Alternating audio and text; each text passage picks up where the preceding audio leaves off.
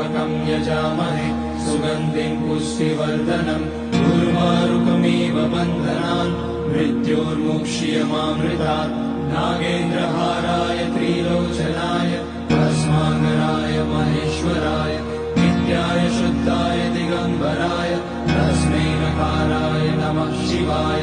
मन्दाकिनी सलिलचन्दन चर्चिताय नन्दीश्वर प्रमथनाथ महेश्वराय मन्दार पुष्य बहुपुष्य सुपूजिताय तस्मै मकाराय नमः शिवाय शिवाय गौरी वदनाब्ज वृन्द सूर्याय रक्षाध्वरनाशकाय श्रीनीलकण्ठाय वृषध्वजाय तस्मै शिकाराय नमः शिवाय वसिष्ठ कुम्भोद्भवौतमाय